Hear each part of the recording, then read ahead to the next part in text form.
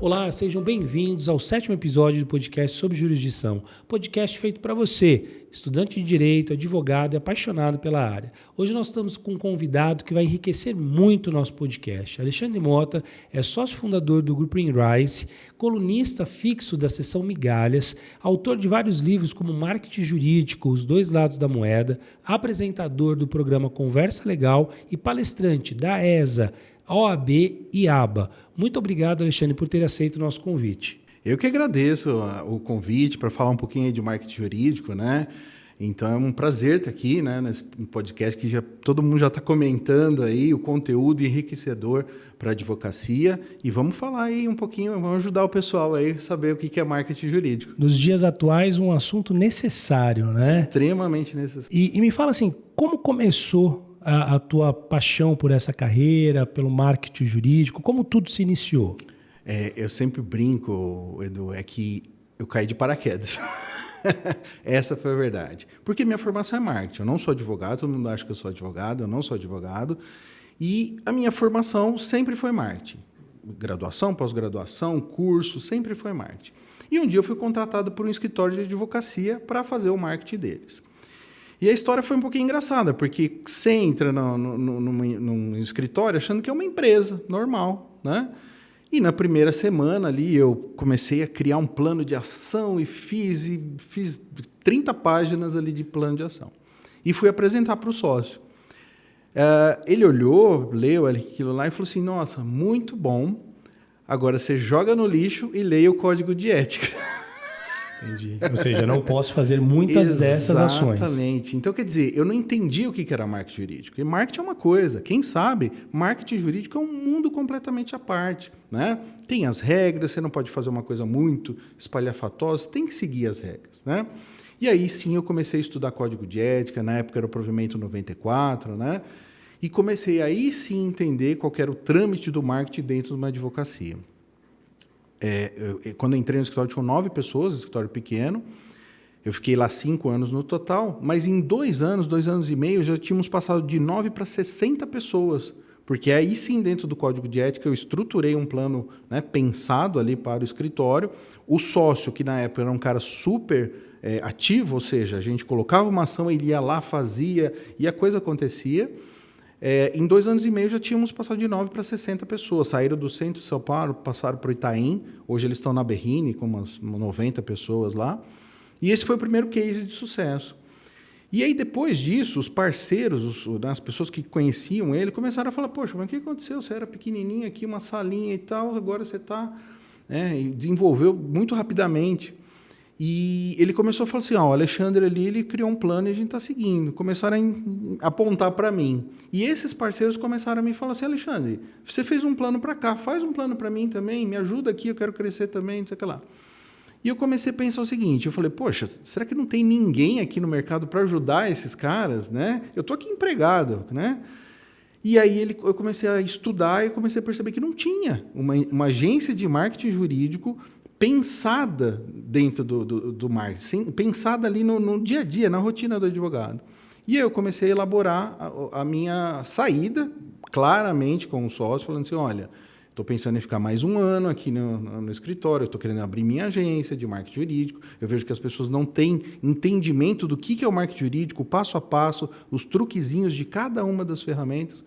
E foi o que aconteceu. Eu saí em 2002, abri em Rise em 2002, e de lá para cá, eu só ajudo a escritórios de advocacia a entender marketing jurídico, a fazer o marketing ético, óbvio, né? A gente tem que trabalhar dentro do código aí, e principalmente a se desenvolver. Desenvolver nessa ferramenta que nem você comentou, que é essencial. Marketing é essencial hoje. Não existe um escritório que cresça hoje ou tenha uma rentabilidade financeira que não tenha pensado em marketing. Então, minha função, minha história veio dessa, né, de cair de paraquedas no escritório de advocacia e depois entender como que é o marketing, como trazer o escritório para uma estabilidade em termos de rotinas de marketing. E o que seria o marketing jurídico? Qual é a diferença do marketing jurídico entre o marketing normal? Quais os cuidados que você tem que ter? O que você deve observar? Perfeito. Então, na verdade, a gente tem o código de ética. O que baliza o marketing é o código de ética e o provimento 205. Né? Passamos aí um tempo atrás, passamos do 94 para o 205. E essas são as regras. Então, quer dizer, existem algumas ferramentas pré-determinadas lá que elas podem ser usadas, logicamente sempre dentro da descrição, moderação e tal. Então, a gente pode usar várias coisas. E eles falam explicitamente nesses materiais as coisas que a gente não pode fazer. Não pode colocar um outdoor, não pode fazer panfletagem. Então, a gente tem que seguir essas regras. O que é o marketing? Né? Respondendo a sua pergunta. O que é o marketing? É você entender aonde o escritório está hoje, aonde ele quer chegar, qual a disponibilidade financeira daquele escritório, porque a gente tem escritório pequeno, médio, grande, advogado trabalhando sozinho, e estabelecer um plano de ação dentro daquelas condições. Né? Tanto que desde 2002 eu nunca escrevi um plano de ação que fosse igual ao outro, porque tem tantas variáveis. Né? O escritório trabalha com determinadas áreas do direito, o perfil do sócio é um perfil mais acanhado ou é mais avançado, o geográfico do escritório impacta muito também, como a gente faz para o Brasil todo. Né? Então, entender o escritório, entender onde ele quer chegar, e saber quanto que a gente tem de budget para investir no marketing e aí sim criar um planejamento. Por que eu brigo muito hoje com esses vendedores de ilusões que acontecem na internet? Aquele cara que é só fazer uma postagem que você ganha milhões, aqueles caras que acham que o marketing é muito simples, é só fazer uma ou outra coisa que o cara vai estar rico. Vendem dessa forma. Vendem dessa forma. Se fosse assim, todo advogado estava rico. Se era só fazer uma postagem, comprar um e-book, fazer um cursinho e entender o marketing e aplicar, todo mundo estaria rico. A advocacia estaria muito bem em termos de marketing. Mas não é. Essa é a realidade. Hoje a gente tem aí, no mínimo, umas 60 ferramentas de marketing possíveis dentro do Código de Ética e Provimento 205. Qual que é a função do marketing? Entender essas ferramentas e ver como cada uma delas vai ser aplicada dentro daquela estratégia para o escritório. E quando eu falo que cada escritório tem um foco diferente, a gente tem que pensar em função dele, eu vou dar um exemplo engraçado que aconteceu até. Quando começou a pandemia, a gente abria ali o Instagram, 6h e era só live, né? Só live, uma atrás da outra, tinha 250 lives acontecendo. E aí eu vi o cara anunciando uma live a 15 para meia-noite. 15 para meia-noite era a live dele. Saindo do horário das 18 horas ali, 15 para meia-noite era a live dele. Falei, nossa, que diferente, vou assistir essa live, vamos ver o que está acontecendo. Já te chamou a atenção por conta do horário, né? Eu falei, na minha cabeça esse cara está fazendo um marketing interessante. Qual que foi minha decepção quando eu entrei na live dele, 15 para meia-noite? Primeiro que não tinha ninguém na live, tinha 2 pessoas ali.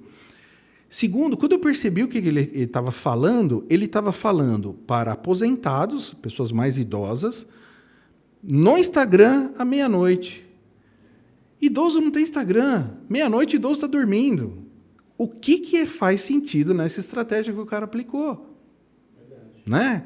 Então, quando as pessoas falam assim, não, tem que ter rede social. Lógico, precisa ter rede social. Agora, precisa quais as redes sociais, qual o conteúdo que você vai postar e como você vai trabalhar elas da maneira correta. Para aquele caso específico, não fazia nem sentido ter Instagram.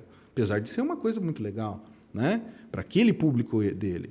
Então, o marketing é isso, é ter marketing pensado para cada estrutura, para cada estratégia de escritório, que são completamente diferentes.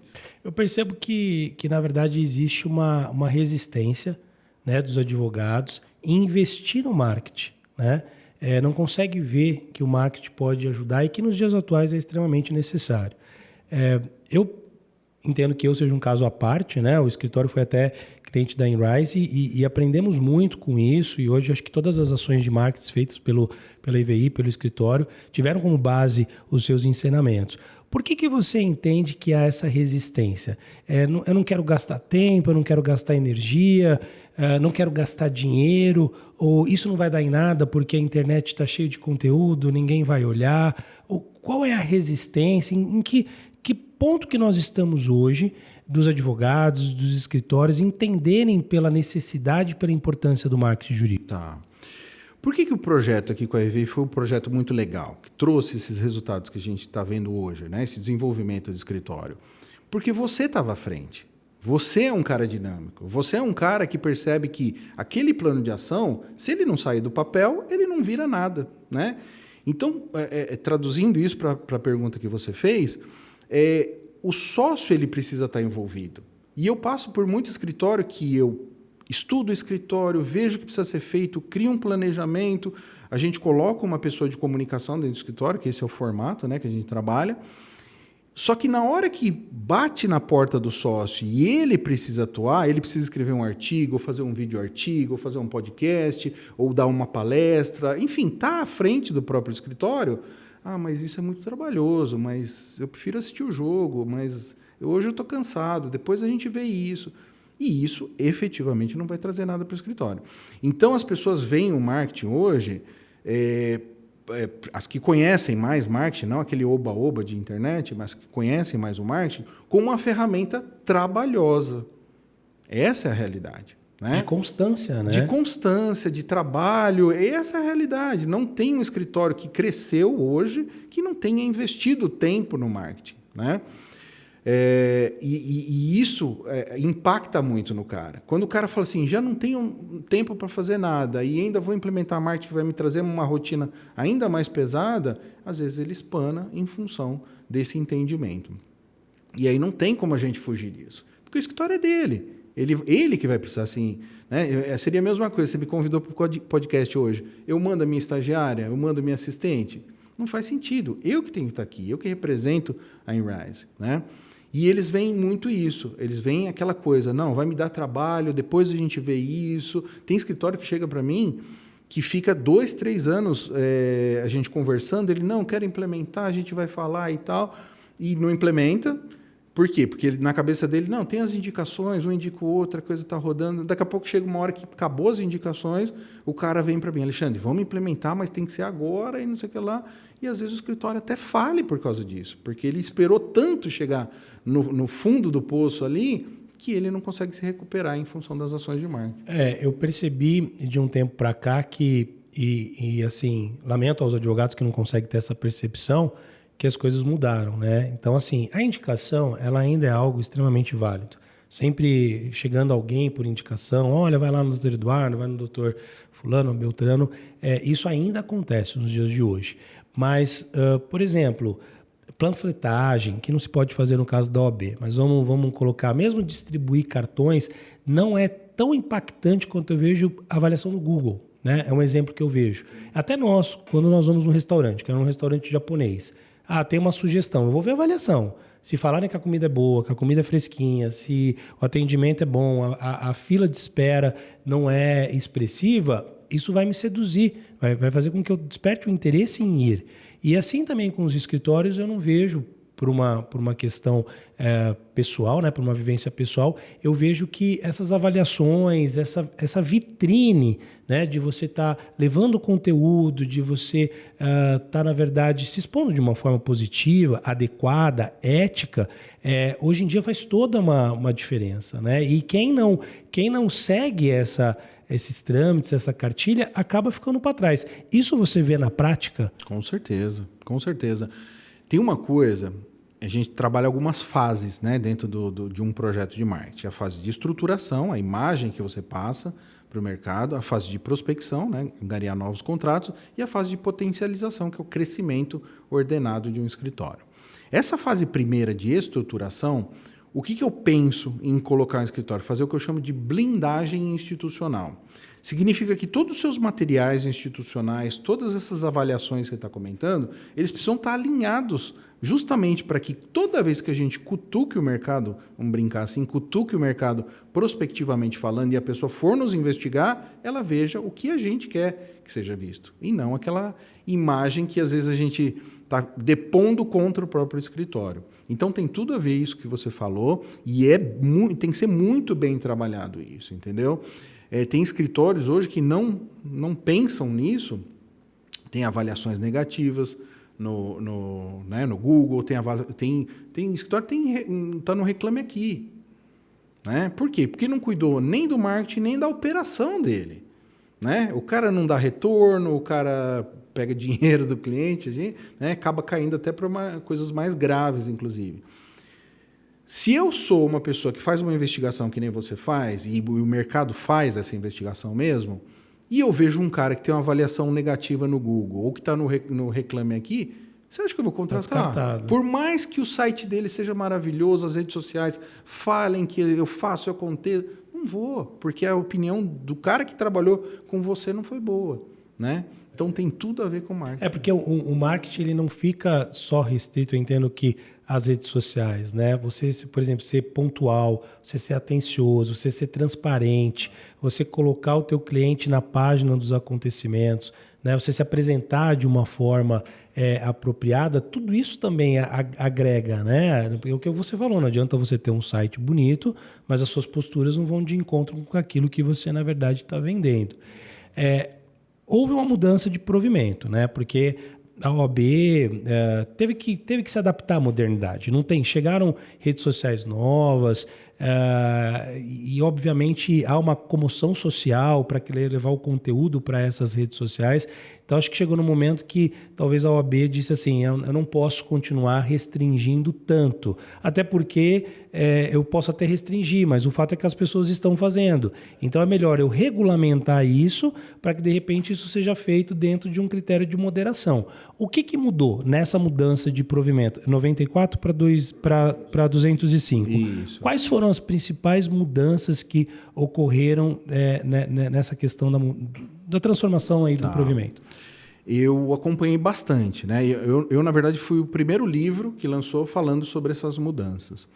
Então, acompanhei essas mudanças, os julgamentos ali que eles estavam fazendo para chegar no texto final ali da coisa. Eu, sendo bem sincero, eu achei que ia mudar muito mais coisa. Ia ter uma possibilidade muito maior em termos de marketing do que aconteceu, na verdade. Mas aconteceram algumas coisas importantes. Então, hoje, a gente tem a possibilidade que não existia... Primeiro, dando um passo atrás. Primeiro, deixou-se claro que existe marketing jurídico.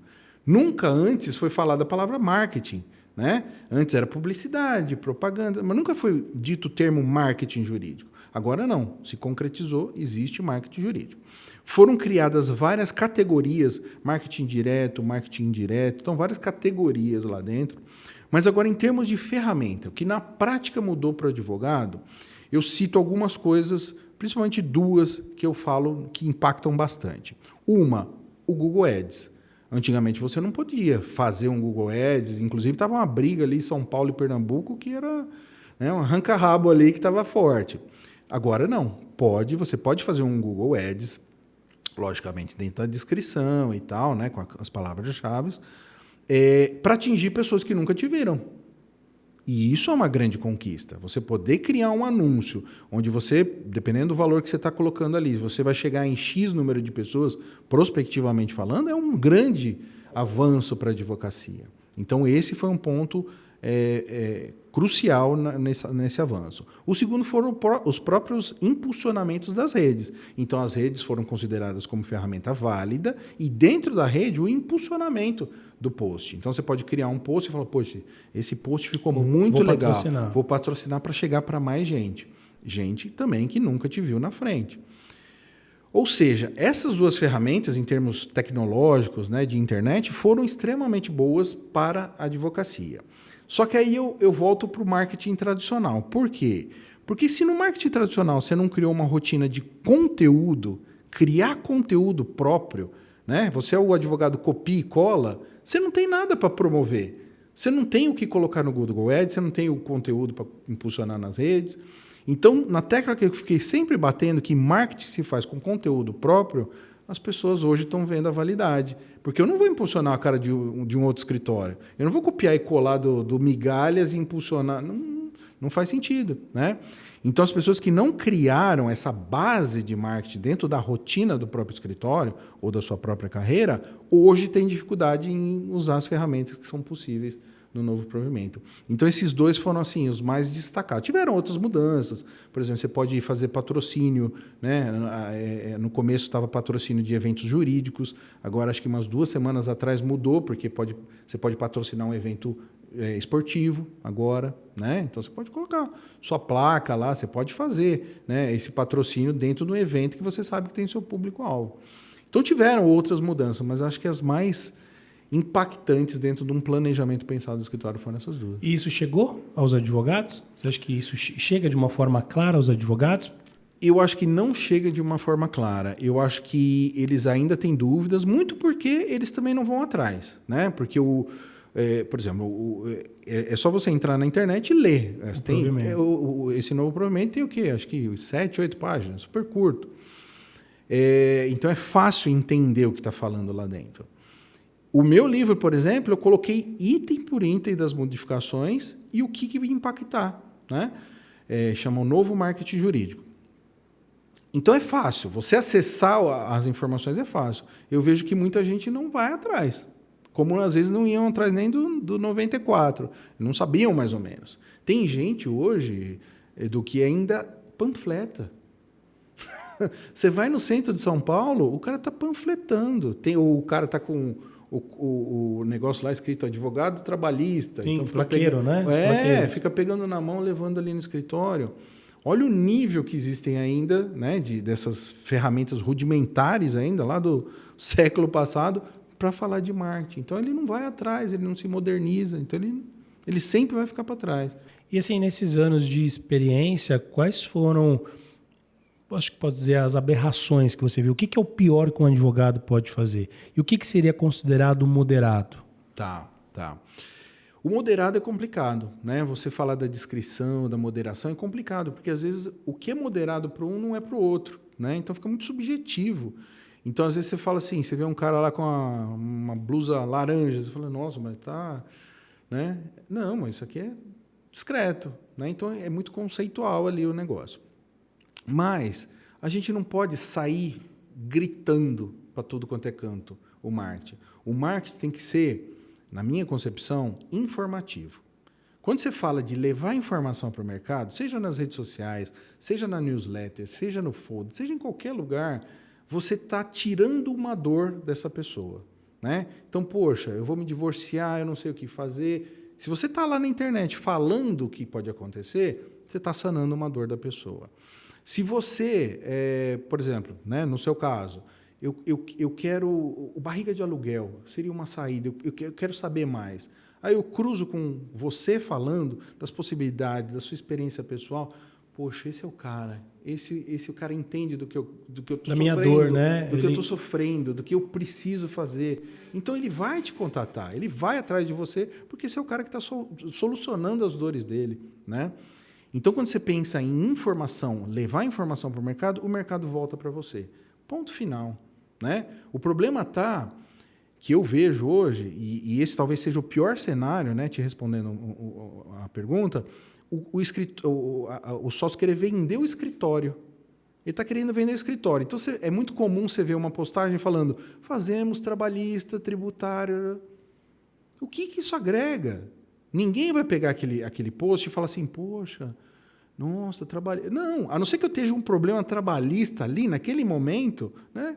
É muito difícil. Então, ele está vendendo o escritório, sendo que ele deveria vender a informação que vai solucionar as dores do cliente.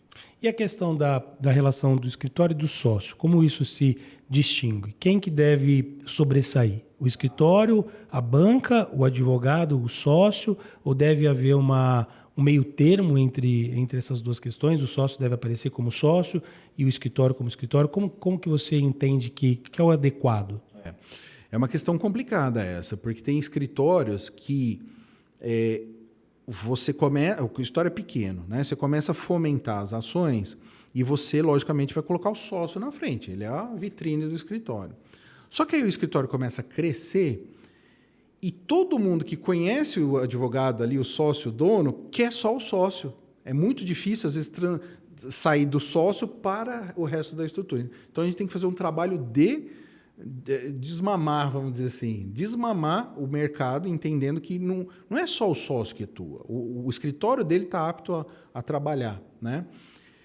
Mas é uma questão bem complicada. E se o escritório tem volume grande de atuação, esse cara não pode ficar preso nessa rotina constante de todo mundo querer ele a todo momento. Senão ele não vive nunca mais. A gente está aumentando o volume, né, de trabalho, de receita para o escritório, e todo mundo vai sempre querer falar com ele, esse cara vai surtar uma hora, né? Então ele realmente tem que começar a divulgar que o escritório tem a mesma qualidade que ele. E isso é feito através de trabalho de marketing. Então você não é mais, se o escritório cresceu, não é mais você só que vai dar palestra. Você vai colocar os seus outros advogados para palestrarem também.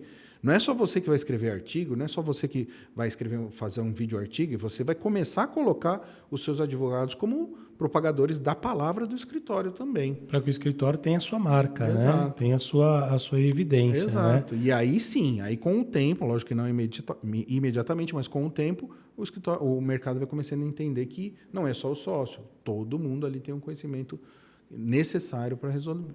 Na implementação de um plano de ação, né? Porque, como eu disse, nós fizemos esse plano de ação, então eu sei que existem etapas, e aí essas etapas, quando não cumpridas, elas são reagendadas. Até que você cumpra o plano. Ou pelo menos, eu não sei se alguém consegue cumprir 100% do plano, porque é um plano extenso, né? A gente sabe disso, mas pelo menos algo que dê um direcionamento para o que você quer alcançar. Na empresa, na Inrise, quais são os maiores desafios que você encontra? Dentro desse plano de ação que você estabelece para os escritórios, o que deve ser cumprido, o que os advogados conseguem cumprir, que é mais tranquilo cumprir, o que esbarra e fala, pô, isso aqui eu não vou conseguir, Alexandre, a gente vai ter que pular, vai ter que remodelar. Qual o maior desafio no cumprimento desse projeto como um todo? Tá. Você sabe que quando eu desenho um plano de ação para o escritório, eu pesquiso, eu estudo o escritório e crio o plano de ação, na minha cabeça, aquele plano de ação, eu estou com o sócio junto do meu lado. Então, nós dois estamos ali correndo para que chegue naquele mesmo objetivo. Inclusive porque você conhece o escritório, a equipe, já, né? Tudo tem um ponto até de início de conhecer a estrutura, né? Exato. Então, eu conheço a estrutura, conheço os detalhezinhos, pesquiso, faço milhões de perguntas em termos de marketing, para aí sim chegar num plano de ação final. Eu tento tirar a carga de trabalho das costas do sócio, porque eu sei que a carga de trabalho dele já é pesada. Por isso que até o formato de trabalho é ter uma pessoa de comunicação que vai ser o braço operacional inteiro. Então, eu vou coordenar essa pessoa para criar as rotinas, ensinando não só ela, mas o escritório todo, e as rotinas vão sendo implementadas. Mas ela de qualquer maneira, ela vai resvalar no sócio para as aprovações, para estar lá na frente, vai resvalar no sócio. O sócio precisa estar junto. Mas eu tento tirar essa carga de trabalho. Então, o que eu peço para o sócio? Pelo menos uma vez por semana, sente com a pessoa de comunicação e converse de uma por uma das tarefas. Se você conseguir tirar 1h30, 2 horas da sua semana para falar de marketing, você consegue tocar o projeto, né? Ok, perfeito, na teoria é ótimo. Só que aí, quando chega para ele, falando assim, olha, estou chutando aqui, tá? A gente entrou aqui numa fase de palestras. O Alexandre me instruiu, me deu aqui o pré-palestra, o que eu falo, como que eu abro o caminho, não sei o que lá, e eu agendei 2 palestras aí para você, né? Quando chega nessa situação de exemplo, o cara, mas como assim? Mas peraí, a gente está correndo aqui com o marketing. Veja, eu te coloquei na frente de, 150 empresários que você queria. Cabe a gente agora mostrar um termo, uma coisa interessante, para dentro dessa associação que vai interessar. Não, mas vamos ver, depois a gente vê, não, remarque. Já aconteceu vários casos. Imagina você negar, inclusive um caso que eu fiquei até muito chateado. Por quê? A pessoa de marketing trabalhou esse negócio de palestra e conseguiu, ia ter acho que umas 200 empresas no evento da associação. Ela deu ok, o sócio deu ok, só que o sócio nunca tinha dado palestra. E eu falei, tudo bem, a gente vai implementar aí, você vai dar palestra, você vai estar lá na frente com a gente. Ok. No dia da palestra, ele deu para trás. Com tudo já agendado, com tudo marcado. Com vários palestrantes ali. Ficou um buraco no trâmite ali, no dia da palestra, que ele ia ter meia hora ali. Você acha que essa ação de marketing vai dar resultado? Você acha que essa associação vai voltar a chamar ele? Não vai. E não era... E coloca a empresa até numa situação com certeza extremamente delicada. Né? E não era uma coisa que aconteceu um imprevisto, realmente, ela bateu o carro. Não era. ele nunca tinha dado palestra. Na hora que a gente falou que tinha 200 pessoas ali, ele espanou. Eu até entendo, por um lado, né? É uma coisa que é impactante. Poxa, minha primeira palestra para 200 pessoas. Mas o marketing tem um pouquinho disso. Tem que dar a cara para bater, né? Você coloca numa vitrine, você está sujeito a pessoas que gostam do seu trabalho, que não gostam, mas o que eu vejo na prática, né, dentro da minha vivência, com os seus aprendizados, porque você falando, eu me recordo que até hoje, né, a gente tem na equipe uma pessoa de marketing, eu sento nem toda semana, hoje praticamente é um dia sim, um dia não, Legal. por conta dos inúmeros conteúdos que a gente acaba divulgando, né, do escritório, para poder alinhar, para poder estar na mesma página. O que você falou, o papel do sócio é extremamente importante. É aquela coisa que é o olho do dono que engorda o gato. Se você, que é o dono do negócio, não está vendo, né, você tem que estar provando, até porque às vezes você como advogado, e você trouxe essa linha, eu trabalhava em marketing, eu tive que entrar no mundo da advocacia para entender.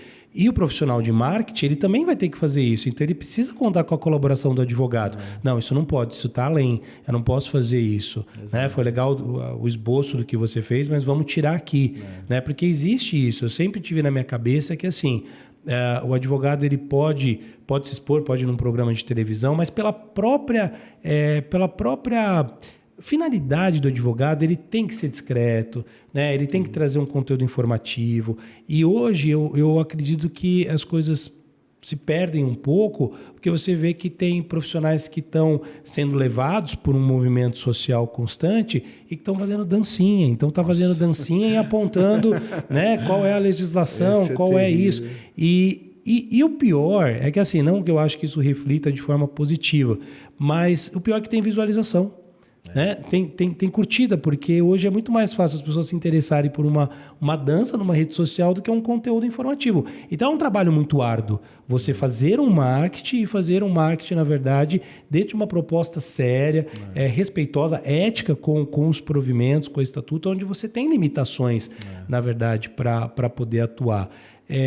Qual que você acha que assim, é o futuro da advocacia? Você sabe que, só puxando esse negócio que você comentou, que é muito... tudo é ação e reação, né? Então, quando começou o TikTok, começaram essas dancinhas, de negócio de apontar e não sei o que lá, que eu odeio até hoje. Isso não faz parte da advocacia. Se eu for fazer uma cirurgia do coração, eu não quero ver meu médico dançando no TikTok, entendeu? Advogado tem que ser uma pessoa séria, que vai resolver o problema, não que fica dançando. É da profissão, É da né? profissão, não faz sentido você ficar dançando para ter like. Não adianta, aquele cara que está dando like não vai ser seu cliente, entendeu?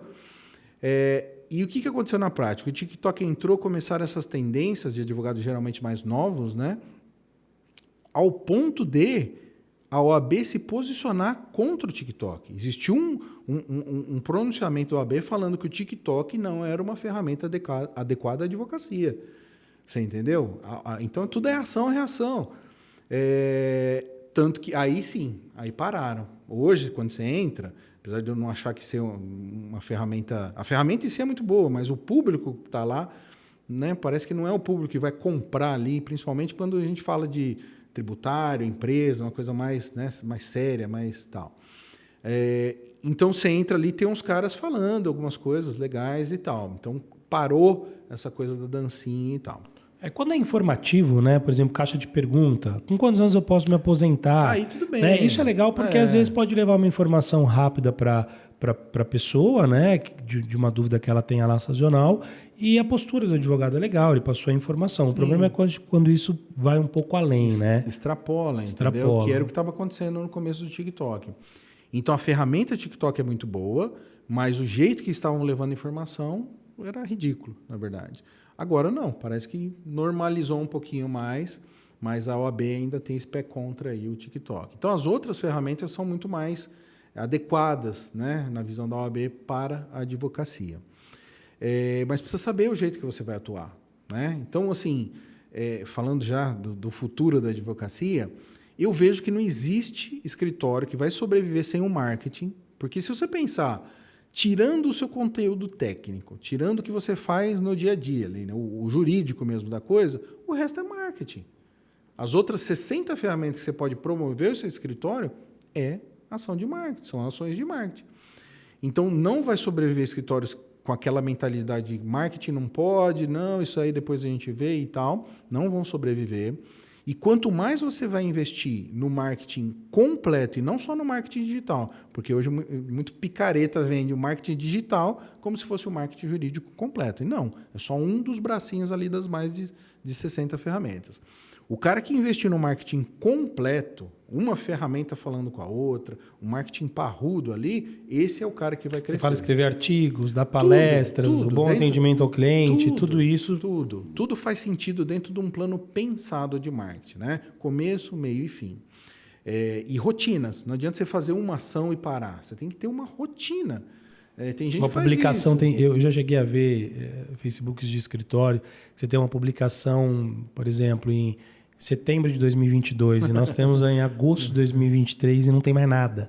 Nada, né? Informações desatualizadas quanto ao horário, né? Exato. Isso é muito comum também, né? Você tem que ter essa disciplina, essa constância, né? Esse é o cara que não tem uma pessoa de marketing interna, que faz quando dá. Quando dá eu vou atualizar, quando der eu vou fazer isso. E aí fica a visualização. E sabe o que é interessante? E eu falo isso nas palestras também. Você nunca vai perceber quando você perde um cliente. Você fez uma ação prospectiva, você pontuou, você deu uma palestra, vamos continuar dando exemplo. Você deu a palestra, o cara gostou, poxa, esse cara é bom, vou ligar para ele na segunda-feira.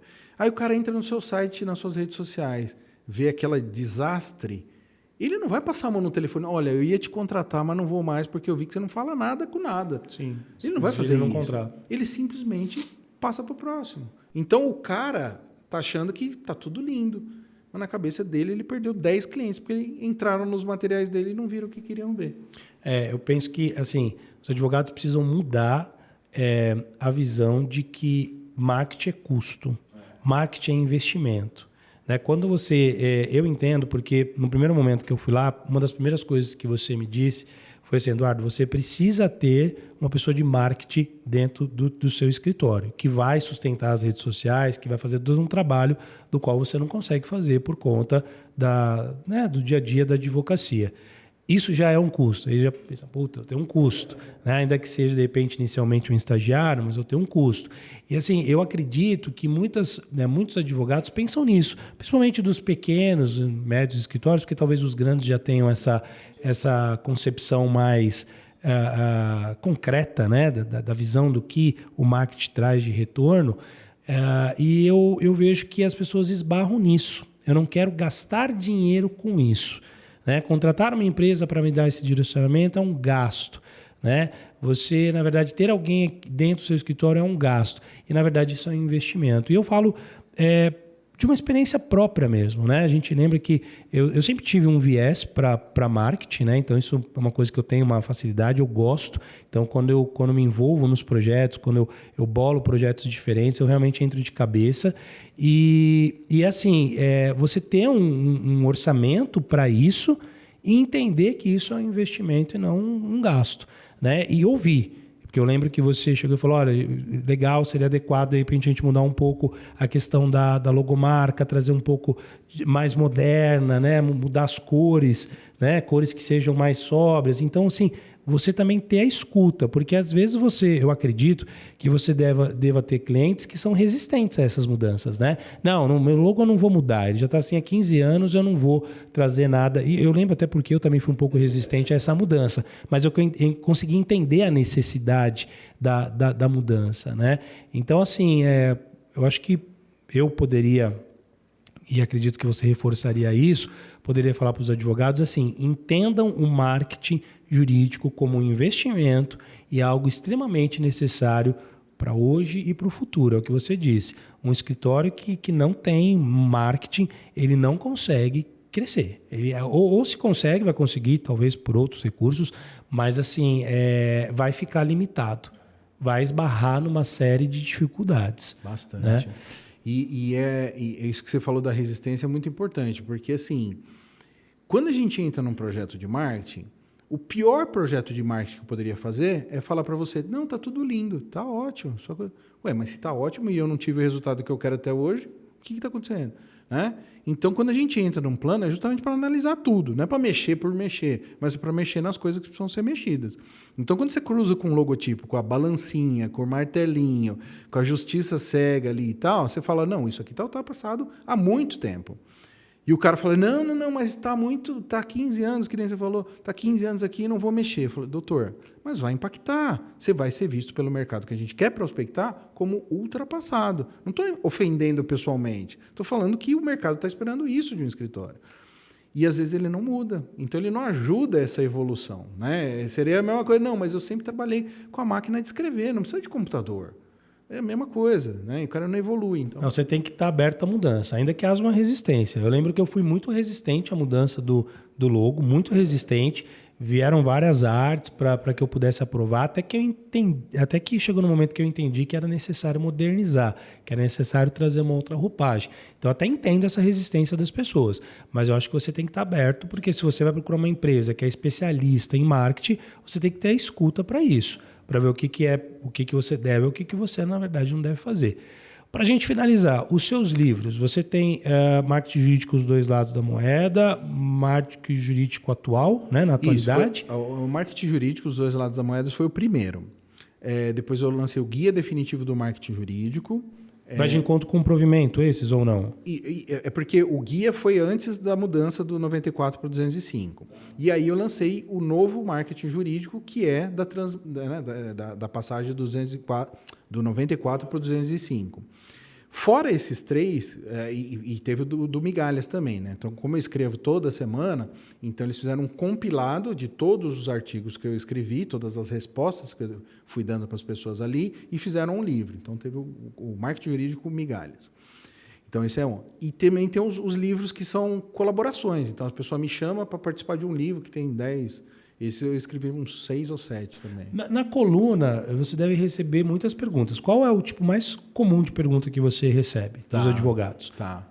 Eles mandam muito perguntando das redes sociais, qual a rede social que eu devo usar e tal. E é uma pergunta complicada, eu não conheço o cara, né? Que nem dentro do exemplo que eu brinquei aqui, o cara, né, querendo falar com o idoso no Instagram à meia-noite. Eu não conheço o escritório para dar uma resposta pontual. Então, eles perguntam, às vezes, muitas coisas... O que eu devo fazer? Mas no meu cenário, o que eu faço? Eu não conheço o escritório, né? Quando ele faz perguntas genéricas, olha, hoje, qual que é a ferramenta que mais impacta num planejamento? Aí sim, aí é fácil. Mas quando o cara me pergunta especificamente na razão dele ali, no dia a dia dele, fica mais difícil eu responder. Então, eu tento dar uma resposta... Sim, precisa de uma consultoria, você precisa investigar para poder, até para ser um pouco mais pontual na sua resposta. E qual que é assim, o recado que você daria hoje para os advogados, dentro da tua área de atuação? Pensem no marketing completo. Né? Eu vejo muita gente vendendo ilusão no mercado. Marketing jurídico é marketing completo. São essas 60 ferramentas trabalhando ao mesmo tempo para a advocacia. E não existe saída... mágica, milagrosa, né? Não existe Ninguém isso. vai conseguir fechar R$100 mil de contratos em um mês só por conta das postagens. Não existe isso, e é o que eu mais vejo. A gente estava conversando, né? O cara colocar assim, ganhei 30 clientes com uma postagem na internet, compra esse curso que eu vou te ensinar como fazer. E aí eu pergunto, né, na minha cabeça funciona assim, se você ganhou 30 clientes, ganhou, sei lá, 1 milhão nesse mês, por que você não está cuidando desses clientes ao invés de vender curso por R$90? Você está vivendo de custo, sendo que de curso, né, vender curso, sendo que você ganhou um monte de clientes, não faz sentido para mim. E eu não sei como as pessoas não têm esse critério na cabeça. Poxa, o cara está vendendo curso, mas se ele está falando que ele ganha um monte de cliente aqui todo mês, né, vai virar advogado e não vendedor de curso. Então, a minha dica final para ele, cuidado com esses caras que querem vender curso, querem ganhar dinheiro. Né? Do mesmo jeito que ele está vendendo um e-book ou um curso para advocacia, ele está vendendo para transportes, para outras áreas também. Né? E hoje, com o GPT, você faz qualquer coisa. Então, eu vejo gente entrando, me cria um e-book de marketing jurídico que contenha 90 páginas, não sei o que lá. O negócio faz sozinho, ele põe uma capa, vende, o cara nunca leu nem o que ele está fazendo. Nem o que ele está vendendo. E inclusive, tem cursos ensinando a fazer isso. Aliás, tem postagens ensinando a fazer isso. Gente... Né? Cuidado, né? Cuidado com isso. Desconfiem. Investiguem o histórico, é simples. Tá, me mostre 10 clientes que você atendeu e os caras estão felizes com o seu trabalho. Simples, mas ninguém faz. Que legal o curso, vou ganhar dinheiro. Pum, compra lá. Perfeito. Rede social? Uma rede social para te acompanhar, para acompanhar o trabalho da InRise? Todas as nossas redes sociais, @Grupo InRise. Grupo InRise, todas as redes sociais. Todas as redes sociais. Alexandre, muito esclarecedor. Acho que muita gente vai se enriquecer com essa gama de informações. Né? Agradeço a sua presença, agradeço ter aceito o meu convite, agradeço aí a escuta de vocês e até uma próxima.